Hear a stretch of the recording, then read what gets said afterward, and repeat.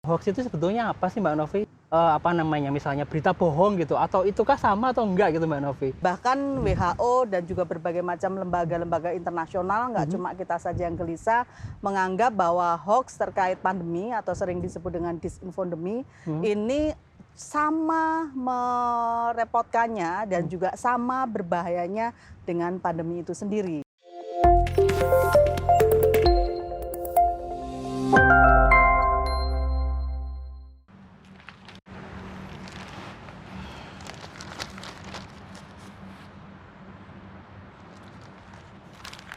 Halo teman-teman semuanya, selamat datang di Polgov Talks. Kali ini bersama saya, Muhammad Jindan. Di sesi ini, kita akan membicarakan mengenai hoax. Apa itu hoax? Kenapa orang memproduksi hoax? Dan apa yang harus kita lakukan untuk mengatasi hoax? Apa yang harus kita lakukan ketika kita menerima hoax? Mendapatkan informasi yang tidak benar. Nah, untuk mendiskusikan isu ini, kita akan mengajak Mbak Novi, yang merupakan salah satu staf pengajar di Visipol untuk diskusi secara santai. Novi Kurnia, atau yang lebih akrab dikenal dengan panggilan Mbak Novi, merupakan peneliti sekaligus dosen di Departemen Ilmu Komunikasi Visipol UGM. Minatnya pada kajian-kajian yang berkaitan dengan literasi digital, membuat beliau kaya akan pengalaman empirik mengenai cara melawan ujaran kebencian sebagai upaya memupuk toleransi dalam membangun narasi kebangsaan. Mbak Novi pun aktif dalam memerangi ujaran kebencian yang digerakkan dalam komunitas Jaringan Pegiat Literasi Digital atau JAPELIDI. Selamat siang Mbak Novi. Selamat siang Mas Jindan. Apa kabarnya Mbak Novi? Baik, alhamdulillah. Mbak Novi, tadi tuh saya habis baca koran Mbak Novi, kok saya nemu Mbak Novi di sini ya? Wah, iya. Keren sekali loh Mbak Novi, nggak setiap hari atau mungkin nggak setiap tahun ya. Dosen Visipol itu bisa masuk Kompas loh Mbak Novi. Halaman Keren pertama sekali. lagi Halaman ya. pertama lagi headline. Luar biasa. Mbak Novi, boleh nggak sesi ini gitu Mbak Novi, teman-teman di rumah diceritakan soal aktivitas Mbak Novi bersama JAPELIDI dan bersama teman-teman di komunikasi tentu saja ya, untuk melakukan pencegahan terhadap hoax Mbak Novi. Ini topik yang dekat sekali dengan kita semua ya Mbak Novi ya. Jadi kayaknya penting untuk kita bicarakan. Monggo Mbak Novi. Oke, jadi sebenarnya kenapa saya menjadi salah satu orang yang ada di halaman depan Kompas waktu itu adalah Hari Kebangkitan Nasional. Tahun kemarin sebenarnya, jadi sudah usianya udah beberapa bulan yang lalu ya. Tapi waktu itu saya sedang menjadi bagian gitu ya, membantu teman-teman yang ada di JAPELIDI untuk melakukan kampanye lawan hoax dan stigma COVID-19. Sejak pandemi, setelah sekitar 1 bulanan setelah pandemi dan kita bekerja dari rumah, saya dan teman-teman JAPELIDI, inisiatifnya dari Mbak Lestari ya, dari salah satu, kenapa nggak kita melakukan sesuatu? Hoax semakin berseliweran. Dan memang dari penelitian yang saya dan tim Prodi Magister Ilmu Komunikasi lakukan, bekerja sama dengan WhatsApp PR2 Media dan juga Jogja Medianet, kita menemukan bahwa hoax paling banyak dalam konteks waktu penelitian dilakukan tahun 2019 adalah hoax politik, diikuti oleh hoax yang terkait dengan individu gitu, figur publik, dan juga hoax terkait dengan agama dan kesehatan, karena memang konteks penelitian dilakukan pada saat Pilpres dan Pileg. Di awal-awal pandemi dan sampai sekarang juga belum berhenti gitu ya, hoax terkait pandemi ini sangat merajalela. Kalau yang terbaru adalah hoax terkait dengan vaksin gitu ya. Dan bahkan WHO dan juga berbagai macam lembaga-lembaga internasional, nggak cuma kita saja yang gelisah, menganggap bahwa hoax terkait pandemi atau sering disebut dengan disinfodemi, ini sama merepotkannya dan juga sama berbahayanya dengan pandemi itu sendiri. Nah, waktu itu kami di JAPELIDI melakukan kampanye baik secara online maupun secara offline gitu.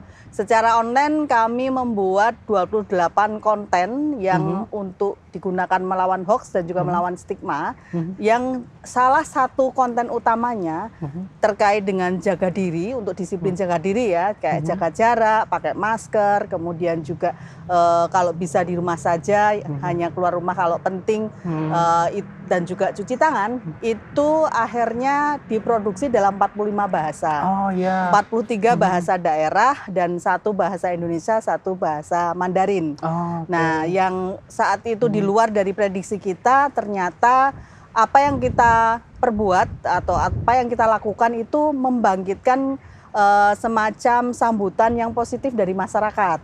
Satu konten kita yang dibuat dalam 45 bahasa itu adalah konten andalan.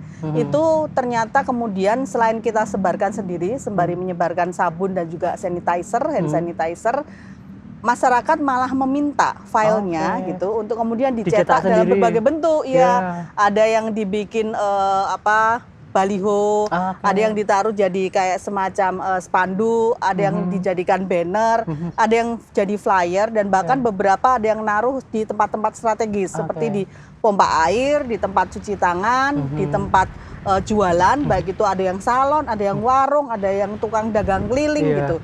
Dan itu bermacam-macam bahasa gitu ya. Ada yang pakai bahasa daerahnya masing-masing gitu. Jadi lebih mudah dipahami oleh semua orang yang tidak selalu berbahasa Indonesia ya, Mbak. Betul, Yang orang sepuh misalnya sudah tua begitu ya, mereka perlu biasanya mendapatkan informasi itu dalam bahasa ibu mereka gitu ya. Betul, yang lebih mudah dipahami. Setelah cerita soal aktivitas Mbak Novi dan teman-teman di Japelidi gitu ya, kampanye melawan hoax gitu. Nah, sekarang boleh nggak Mbak Novi dijelaskan hoax itu sebetulnya apa sih Mbak Novi? Misalnya berita bohong gitu, atau itukah sama atau enggak gitu Mbak Novi? Kadang-kadang kita bingung gitu ya. Oke. Monggo Mbak Novi. Secara umum sebenarnya hoax itu kalau kita lihat dari konsepnya itu adalah disinformasi. Salah satu bentuk konten negatif selain cyberbullying, ujaran kebencian, dan konten radikalisme dan yang lain-lainnya.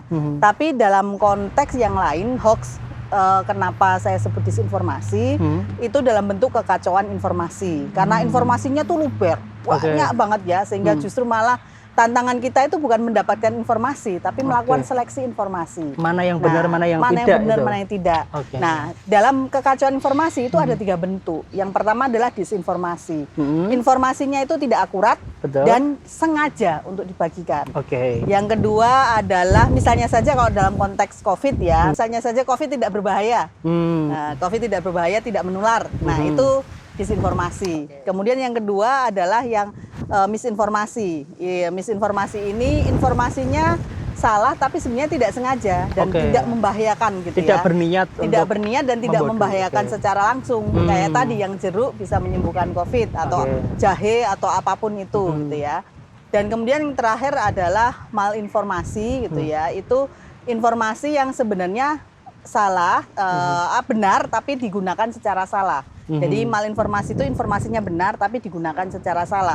Misalnya saja pada waktu pertama kali Indonesia menemukan pasien yang terkonfirm COVID, kemudian data pribadinya disebar-sebar dan digunakan secara salah untuk meneror misalnya, atau tidak hanya meneror pasien atau keluarganya tapi juga tetangganya ikut ditanya-tanya gitu ya. Jadi itu sebenarnya kalau kita lihat secara konsep. Tapi dalam konteks sehari-hari memang di Indonesia hoax itu sering digunakan terutama untuk melabeli yang disinformasi tadi, yang salah dan sengaja disebarkan. Untuk kalau yang dalam konteks berita palsu ini debatable ya, atau karena apa? Karena kalau berita dalam konteks jurnalistik maupun teori jurnalisme, berita itu kan sesuatu yang niatnya apik ya, niatnya memberi informasi dengan proses kaidah jurnalistik dan etika jurnalistik. Kalau berita palsu gimana? Itu jadi pertentangan gitu. Nah, itu yang disanggah oleh UNESCO kan, makanya mereka nggak setuju ada konsep berita palsu, sehingga menawarkan konsep disinformasi. Tapi di Indonesia orang akan lebih mudah mengatakan dengan hoax untuk merepresentasikan yang disinformasi tadi sih sebenarnya. Dan hoax ini macam-macam bentuknya. Sekarang memang mungkin lebih banyak yang disinfodemik ya, atau hoax yang terkait dengan pandemi. Tapi dalam konteks umum yang paling banyak ya tentang hoax politik gitu, yang paling banyak sebenarnya.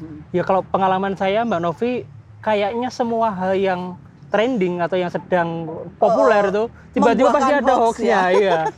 Ya itu yang ya kadang-kadang saya juga kemudian berpikir sebenarnya apa sih tujuan orang membuat disinformasi atau hoax tadi itu Mbak Novi? kalau ya tadi itu ya kadang-kadang nggak bukan politik juga, kadang-kadang bukan pandemi juga gitu ya.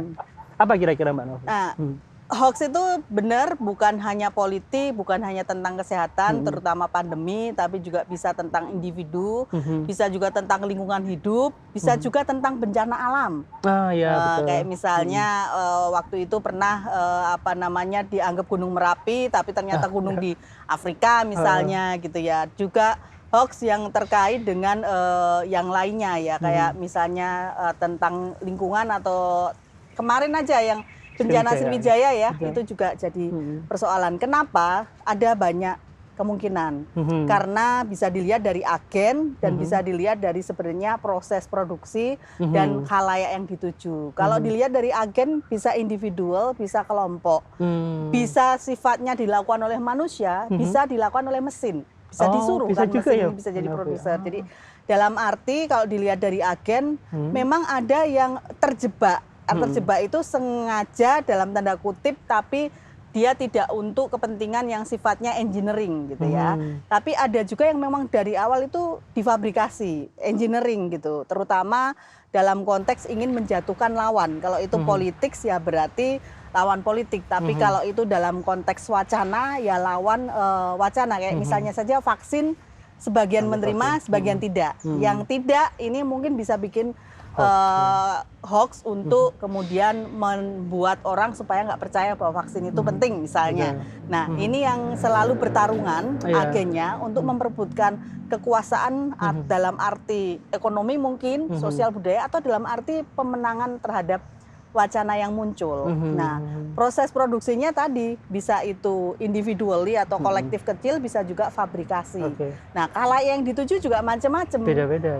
Ada yang memang itu ditujukan untuk awam, ada yang ditujukan memang targeted, spesifik gitu. Spesifik kelompok tertentu, terutama kalau hoax itu disertai dengan ujaran kebencian.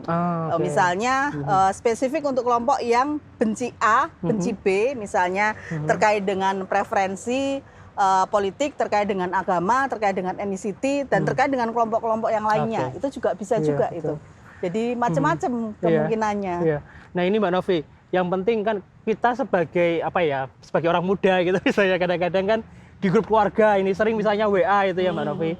Itu kita dapat berita yang ini kita yakin nggak benar gitu ya. Kita sebagai anak muda itu tahu beritanya hoax gitu. Tapi kok yang ngirim itu adalah paman gitu misalnya. Atau bahkan kadang-kadang kakek gitu ya. Ya mohon maaf gitu, kadang-kadang orang yang lebih senior tapi kurang tadi itu ya mungkin di dalam bahasa teman-teman Jabil ini kurang literasi digitalnya gitu Mbak Novi. Nah kira-kira kita sebagai orang muda atau sebagai yang lebih familiar dengan dunia digital dan bisa menyaring informasi itu apa yang harus dilakukan kalau kita ketemu dengan orang yang lebih senior apalagi keluarga misalnya yang kok membagikan informasi tidak benar gitu ya di grup keluarga. Apa yang biasa kita lakukan Mbak Novi? Oke, sebenarnya ada beberapa pilihan ketika kita menemukan hoax ya sebagai salah satu bentuk dari konten negatif atau sering disebut juga konten berbahaya gitu ya. Nah, yang pertama adalah mendiamkan. Dari riset yang tadi saya ceritakan, 1.250 responden perempuan di Indonesia dari 5 kota, Jogja, Jakarta, kemudian Makassar, Aceh, dan Jayapura. 73,8% itu nyaris 75% itu mendiamkan. Dan alasannya adalah saya nggak mau berantem dengan teman, saya nggak mau berantem dengan senior, baik senior di pekerjaan maupun keluarga tadi gitu ya. Jadi menjaga harmoni gitu ya. Padahal sebenarnya pilihan yang lain selain mendiamkan adalah melakukan verifikasi atau membantahnya gitu, dan juga kalau belum bisa ya lead to verifikasi atau menunjukkan ke arah verifikasi. Itu kayaknya nggak benar, coba deh cek fakta atau coba deh cek sumber lain. Itu seperti itu. Kalau dalam bahasa kami ketika kami di Jabil ID membuat konten untuk lawan hoax COVID, yang penting itu adalah sikap kritis, selalu skeptis. Jadi kalau ada informasi jangan selalu percaya gitu ya. Yang pertama adalah kalau ada informasi kita analisis dulu, ini masuk akal nggak sih? Kemudian kita lakukan verifikasi, kita cek di berita lain. Kalau perlu kita cek, misalnya kasih keywordnya cek fakta gitu ya. Kemudian kita evaluasi, kita cek ini benar apa enggak. Kalau benar, kemudian kita mau sampaikan ke orang atau enggak, ada manfaat atau enggak. Iya, Nah, baru kita kemudian bisa membagikan kalau itu penting. Dan yang penting lagi ada dua hal, melakukan aksi. Aksi yang pertama adalah partisipasi. Jangan mendiamkan. Oke. Hoax itu harus kita hempaskan. Kita lawan dengan kita kita tunjukkan bahwa itu hoax. Kemudian kolaborasi. Kalau nggak sanggup sendirian nih, contohnya Ngajak tadi Mas teman. Jindan ya. Kalau yang posting itu misalnya kakek atau om gitu ya. Ya, melipir. Kalau nggak di Japri, ngajak ibu atau ngajak om yang lain, ini kok hoax ya. Kemudian di Japri, ini contohnya ini nih, itu sudah terbukti kalau hoax. Yuk kita gantian sama-sama mengingatkan. Bisa kalau nggak mau tersinggung ya di Japri lagi. Tapi yang Japri nggak cuma Jindan, tapi juga omnya atau siapa. Kolaborasi yang dalam bentuk sederhana gitu, yang setara. Karena saya pun juga sama. Saya di grup keluarga sering menjadi pengingat saja sih gitu ya. Alarm ya Mbak ya? Alarm saja. Kita bantu cek dan kadang-kadang juga mereka bertanya, ini bener nggak sih? Oke, aku bantu cek dulu. Oke, Gitu. iya, Jadi memang harus kita verifikasi gitu ya, untuk bisa kemudian jangan diamin. Nanti kalau diem, menarik ini Mbak Novi. kalau diemin nanti semakin banyak hoaxnya Iya. merajalela. Betul. Dan kalau sudah banyak, kita akan bisa terperangkap dalam pusaran. Bisa jadi cuma jadi konsumen, tapi bisa jadi nanti secara nggak sadar kita ikut nyebarin. Padahal itu konteksnya nggak cuma persoalan etika. Konteks hukum kalau kita nyebarin hoax sudah berapa banyak yang terjerat kan?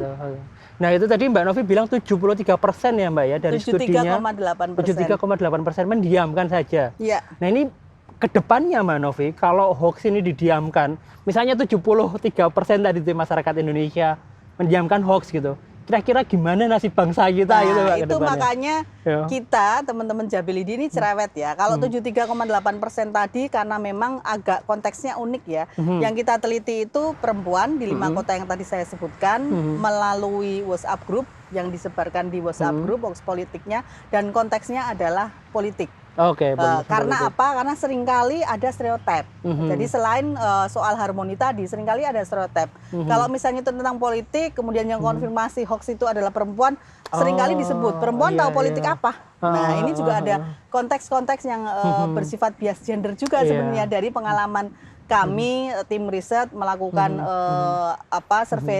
survei waktu itu masih offline ya, belum pandemi, dan juga FGD melakukan wawancara dengan mereka, bukan FGD, wawancara one by one dengan mereka waktu itu. Jadi ada dua hal sih, harmoni sama ada bias gender juga di situ gitu. Nah dampak yang lebih besar Mbak Novi tadi misalnya buat kerukunan misalnya bukan hanya di level keluarga barangkali ya, tapi di level bangsa kita apa? Kalau misalnya hoax ini tadi itu sebagian besar masyarakat mendiamkan saja gitu. Lalu apa yang terjadi dengan Indonesia yang multikultur, yang multi agama gitu kan? Itu bagaimana Mbak Novi? Saya kira itu yang harus kita mulai dari diri sendiri ya. Gimana supaya kita mulai dari diri sendiri untuk kuat melawan hoax. Tadi hempaskan hoax ya. Kemudian kita ajak orang-orang yang ada di sekitar kita. Kita jadi prajurit paling tidak di media sosial kita atau di aplikasi percakapan kita ya. Dan kemudian kita kalau bisa ajak orang lain terus. Tularkan virus kebaikan.